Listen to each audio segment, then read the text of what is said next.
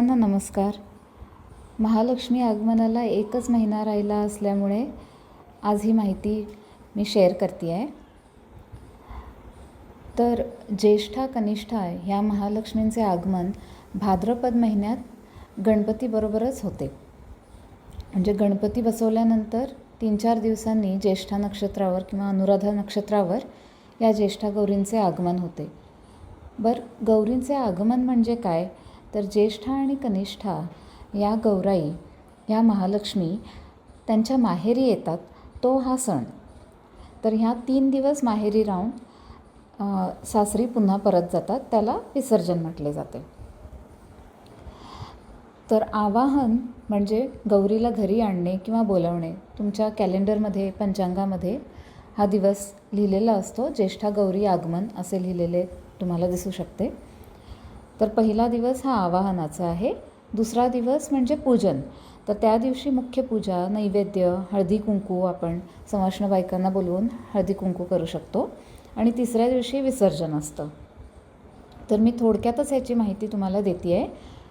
पहिल्या दिवशी म्हणजेच आवाहनाच्या दिवशी संध्याकाळी घरातील सवाष्ण स्त्रिया दाराच्या बाहेर, उंबरठ्याच्या बाहेर मुखवट्यांची पूजा करून, गौरीचे मुखवटे असतील ना, तर त्यांची पूजा करून छान व्यवस्थित म्हणजे तुळशीच्या सभोवताली वगैरे छान व्यवस्थित सजावट करून तिथे त्यांची पूजा करून रांगोळी वगैरे काढून घराच्या आत त्यांना बोलवायचे असते. तर घरात तुम्ही लक्ष्मीची पावले, हळदी कुंकवाची लक्ष्मीची पावले अशी उमटवत न्यायची असतात तुमच्या देवघरापर्यंत, उंबरठ्यापासून ते देवघरापर्यंत. आणि मग माप जसं ओलांडतो ना आपण लग्न केल्यानंतर, तर त्या पद्धतीनेच माप ओलांडून ह्या गौरी घरात येतात. तो घरातील सवाष्ण स्त्रिया ज्या असतील त्या या गौरींच्या मार्फत माप ओलांडून अशा घरी त्या आणतात. आणल्यानंतर तुम्ही सर्वप्रथम त्या गौराईंना तुमच्या देवघरापर्यंत घेऊन जा. नंतर पूर्ण घर त्यांना दाखवा. त्यांना पूर्ण घरात फिरवायचं आहे आणि मग पूर्ण घरात त्यांना फिरवा.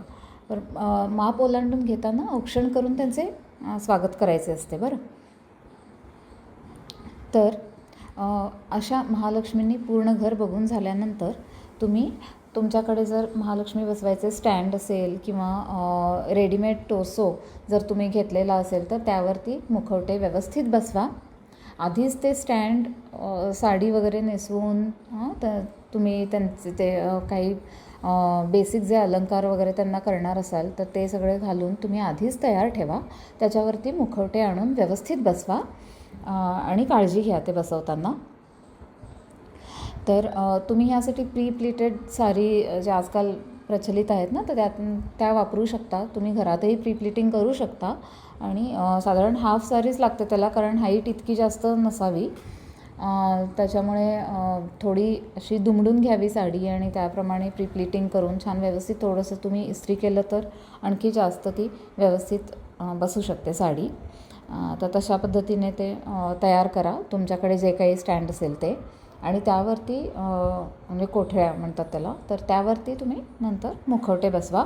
आणि मग नंतर तुमचे जे उरलेले अलंकार जे असतील ते एका मागोमागे एक असे घाला. अलंकार कोणते घालायचे हा सर्वस्वी आपला प्रश्न आहे. म्हणजे जितकं सजवू तितकं कमी असं असतं महालक्ष्मींचं. तर तुम्ही अगदी मनसोक्त तुम्हाला जशा पद्धतीने त्यांना सजवायचे आहे तसे तुम्ही छान सजवा. तर मुख्य म्हणजे टेन्शन घेऊ नका. तर आरामात होतं हे सगळं. तुम्ही आरामात हळूवारपणे करा. तर असे त्यांना वस्त्र, फुले, दागिने असं सगळं घालून झाल्यानंतर पूजनाच्या दिवशी जे असतं ना, तर मुख्य जे पूजनाचा दिवस आहे दुसरा दिवस, त्या दिवशी तुम्ही सहसा सर्वांकडेच ही पद्धत असते, 16 भाज्यांची भाजी करतात. तर 16 भाज्या एकत्र शिजवून अशी भाजी करता येते त्याची. तर 16 भाज्या कोणत्या घ्यायच्या हे चॅनलवरती तुम्हाला माहिती मिळेलच. शिवाय आमच्याकडे तरी 5 प्रकारचे गोड पदार्थ करायचं आहे अशी पद्धत आहे नैवेद्यात. तर त्याच्यामध्ये पुरणपोळी ही हमखास असतेच. त्या व्यतिरिक्त तुमच्या चॉईसप्रमाणे तुम्ही आणखी 4 असे करू शकता असं आहे. तर मी खीर 2 प्रकारची खीर, शेवयाची, तांदूळाची वगैरे अशा पद्धतीने करते आणि पंचामृतसुद्धा लागतं. तर आणखी बाकी तुम्ही ठरवून तुम्ही एखादा हलवा वगैरे किंवा शिरा अशा पद्धतीचं तुम्ही नैवेद्य करू शकता. म्हणजे 5 हे करायलाच हवं असं काही कंपल्शन नाही आहे. आमच्याकडे तशी पद्धत आहे. तर 5 गोड पदार्थ, 16 भाज्यांची भाजी आणि 5 कोशिंबिरी अशी पद्धत आमच्याकडे आहे. तर 5 कोशिंबिरीसुद्धा तुम्ही बीट, गाजर, काकडी असे घेऊन तुम्ही करू शकता. मुळा सहसा वापरत नाहीत, तर मी काय मुळ्याची कधी करत नाही. आणि कांदा वर्ज्यच असतो, कांदा लसूण वर्ज्य असतो अर्थातच नैवेद्याला, प्रसादाला कुठेही, त्यामुळे तो वापरायचा नाही. तर असा नैवेद्य. त्याशिवाय नेहमीचं म्हणजे वरण भात, तूप, पुन्हा पुऱ्या वगैरे हा सगळा प्रकार जो आहे तो तर आहेच. मग असा भरगच्च नैवेद्य महालक्ष्म्यांना तुम्ही वाढायचा असतो. संध्याकाळी सवाष्ण बायकांना बोलवून हळदी कुंकू समारंभ करायचा. तर ते कितपत म्हणजे किती बायकांना बोलवायचं वगैरे हा सर्वस्वी तुमचा प्रश्न आहे. तुम्ही तुमच्या कन्व्हिनियन्सप्रमाणे करा. तर माझी ही जी माहिती आहे, मी जी आज माहिती शेअर करते आहे, ती ह्याच्याकरिता किंवा या स्त्रियांकरता शेअर करते आहे ज्यांना महालक्ष्मी पहिल्यांदाच बसवायच्या आहेत किंवा ज्या नवीनच लग्न करून आल्या आहेत आणि त्यांच्या माहेरी महालक्ष्मी नाही आहेत पण सासरी आहेत आणि त्यांना याची फारशी काही कल्पना नसावी. तर त्यांच्यासाठी ही माहिती जास्त उपयुक्त आहे. कोणी ज्येष्ठ स्त्रिया, काकू, मावशी तुम्ही कोणी पाहत असाल आणि माझ्या बोलण्यात किंवा माहितीमध्ये काही चूक तुम्हाला दिसत असेल तर नक्की कमेंट्स करून सजेस्ट करा. मी नक्कीच त्यावरती विचार करेन आणि I will welcome those suggestions. तर असा हा दुसरा दिवस असतो आणि विसर्जनाच्या दिवशी सहसा खिरीचा, कानवल्यांचा नैवेद्य असतो आणि त्यांना विसर्जन करताना म्हणजे नुसतं आपण हलवून ठेवतो, त्या मूर्ती आपल्याकडेच राहतात, मुखवटे आपल्याकडेच असतात, तर त्यांना असे नुसते हलवायचे असतात. पूजा करून, आरती करून, व्यवस्थित आरती करा आणि पुन्हा या असे सांगा आणि पुढच्या वर्षी पुन्हा अशाच पद्धतीने तुम्ही करा. तर पहिल्यांदाच जर तुम्ही करत असाल तर माझ्याकडून काही छोट्या छोट्या टिप्स. सगळ्यात पहिली टिप म्हणजे टेन्शन अजिबात घेऊ नका आणि पहिल्याच वर्षी भव्य मांडणी करायचं आहे असा काही अट्टहास धरू नका. एखादा छोटासा मुखवटासुद्धा चालतो. ही परंपरा हळूहळू वर्षानुवर्ष तुम्ही वाढवू शकता. तुमच्या घरचे ज्या ज्येष्ठ मंडळी असतील, स्त्रिया, तर त्यांच्याकडून त्यांना काही माहिती असेल त्यांच्याकडून ती माहिती घ्या. ऑलरेडी तुमच्याकडे जर ती पद्धत असेल तर चांगलंच. म्हणजे आधीच्या बायकांना तर सगळं माहीतच असतं ते आणि तुम्ही फक्त त्यांना सपोर्ट करायचा आहे. तर तुम्ही गोंधळून जाऊ नये ऐनवेळी, एवढंच म्हणून हा व्हिडिओ. तर सामान सगळं मात्र आधीच जमवून घ्या. म्हणून मी म्हणते की 1 महिना आधीच मी हा व्हिडिओ ह्याच्यासाठी केला आहे, कारण तयारी करायला खूप वेळ लागतो. म्हणजे महालक्ष्मींच्या साड्या, त्यांचे दागिने, काय काय आणखी तुम्हाला सजावटीचं काय सामान, म्हणजे त्यांना मुकुट वगैरे असं काही वेगळं घ्यायचं असेल तर तुम्ही आधीच ते घेऊ शकता. किंवा सजावटीचं सामान, त्याच्यासाठी मखर वगैरे काही करत असाल तर. शिवाय तिथी, मुहूर्त हे तुम्हाला पाहूनच घ्यावं लागतं पंचांगामध्ये, कारण ते बदलत असतं ना नक्षत्रावरती असल्यामुळे. तुम्ही कॅलेंडरमध्ये व्यवस्थित पाहून किंवा तुमचे जे कोणी गुरुजी, पुरोहित असतील तर त्यांना विचारून एकदा कन्फर्म करू शकता.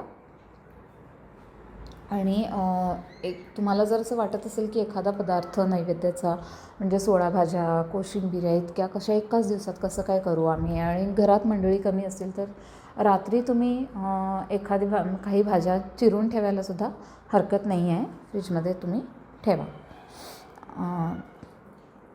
अशा तर ही पूर्वीच्या काळात तरी ही पद्धत, हा सण कुटुंबांना एकत्र ठेवण्यासाठी वगैरे अशा हेतूने तो केला जायचा. पण आता हळूहळू विभक्त कुटुंब पद्धती म्हणा किंवा एकूणच तसं तितक्या अशा मोठ्या मोठ्या फॅमिलीज नाही राहिलेल्या आहेत. म्हणजे अगदी 4-4, 5-5 भावंडं वगैरे अशा नसल्यामुळे आता तसं तो हेतू नाहीच आहे. म्हणजे तर हे फक्त आपल्या घरात नवचैतन्य निर्माण व्हावं, आपल्याला आपल्या घरात प्रसन्न वाटावं, ह्यासाठी हा सण तुम्ही नक्की साजरा करा.